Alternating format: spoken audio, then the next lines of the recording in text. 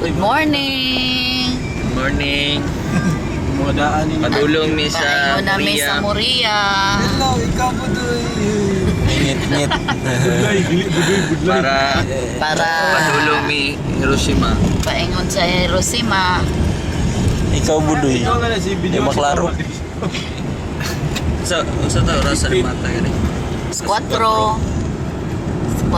alas 5 ni gikan. 4.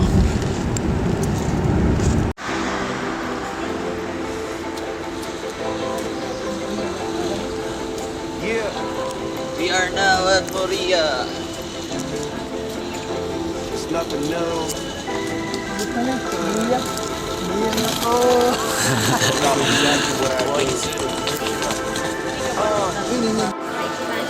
What up, babe?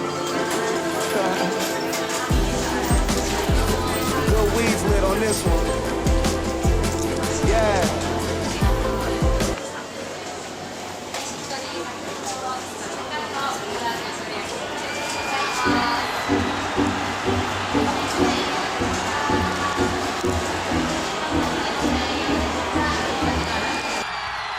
If you are what you say you are, a superstar, then have no fear.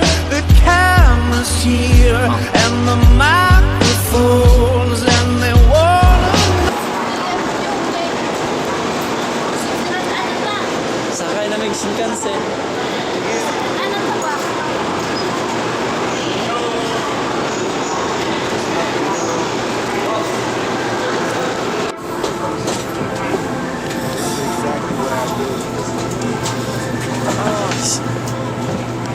What up, babe? Pag nasa aeroplano. Cambio na yan ang miinan sa center si 4 hours. Abot na sa Kuya. Naguya. Hiroshima. Yan si RR o si Shari first time nila Shinkansen. Si Tayong first time nila.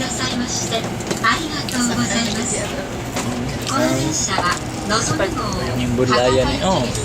First time ko to eh. Ay pulis dako na siya RR. We will soon make a brief stop at Nagoya. Naguya. Passengers going to the Tokaido, Chiba, After 1 hour and a half, and Kintetsu Nagoya na lines, mi. please change trains here at Nagoya. Thank you. Budlay na.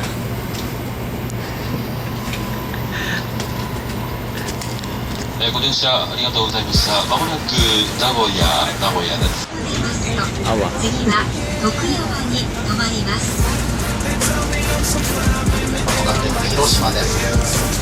We are now fine. Hiroshima. Kabut ang budlay og Hiroshima.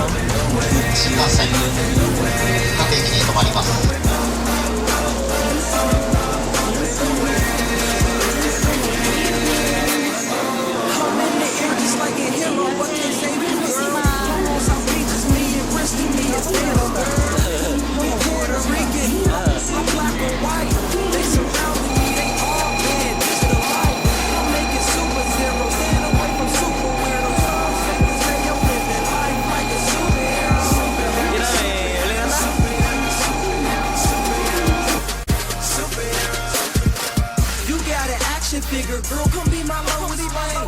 It's special powers around my neck, I call it magic chain. That B be the symbol, really, that be the symbol. She tell me, boy, stop playing, why you acting simple? They tell me I'm so fly. Ang isa, yung mo sa Hiroshima. Ay.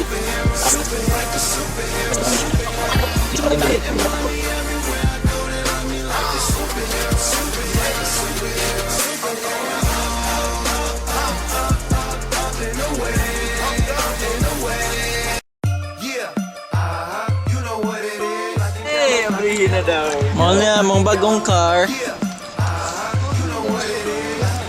Nissan. Ako kayo siya. Ay, kibuhon ko lang.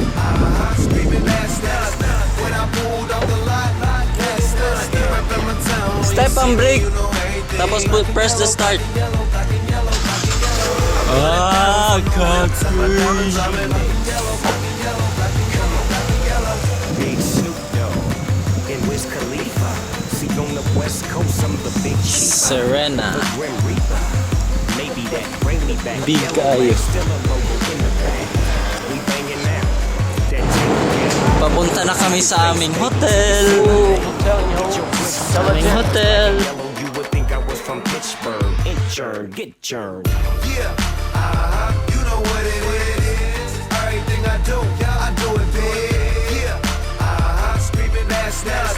When I pulled off the lot, that's not. Reppin' my town, when you see me, you know everything. Black and yellow, black and yellow, black and yellow, black and yellow. I put it down from the whip to my diamonds. I'm in black and yellow, black and yellow, black and yellow, black and yellow. I'm a bumblebee lit up like a Christmas tree. Drinking Hennessy black, I'm from Tennessee. Juicy J make the way on my own too. Quarter meal for the phantom, bitch, I own you. And they go for her chick that I'm fucking with. Black and yellow bitches all around me, yeah I did. In they purse, gotta get that reimbursed.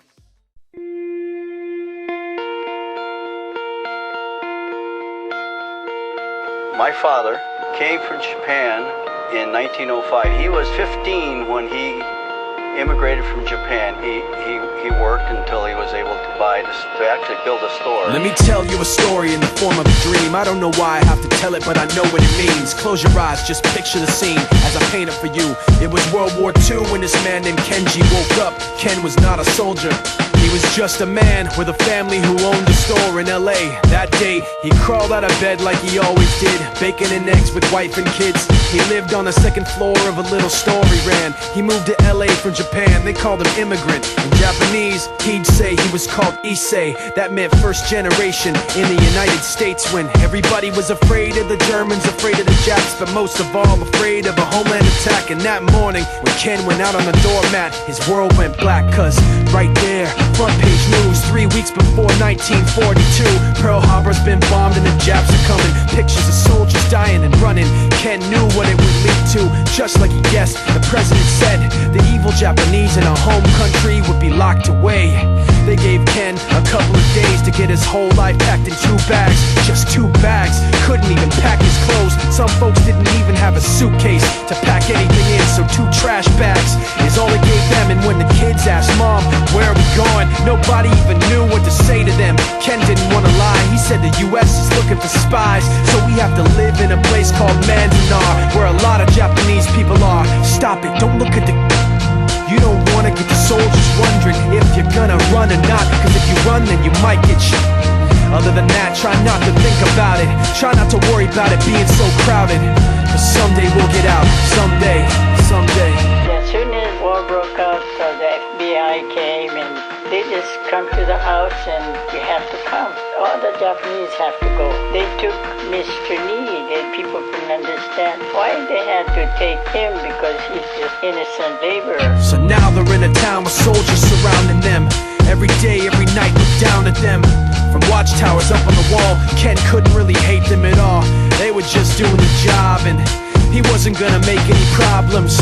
He had a little garden, vegetables and fruits that he gave to the troops in a basket his wife made. But in the back of his mind, he wanted his family's life saved. Prisoners of war in their own damn country, what for? As time passed in the prison town, he wondered if he'd live it down if and when they were free. The only way out was joining the army, and supposedly some men went out for the army, signed on, and ended up flying to Japan with a bomb. That 15-kiloton blast put an end to the war pretty fast. 2 cities were blown to bits. The end of the war came quick, and Ken got out. Big hopes of a normal life with his kids and his wife, but then they got back to their home, and what they saw made him feel so alone. These people had trashed every room, smashed in the windows and bashed in the doors, written on the walls and the floor, Japs not welcome anymore.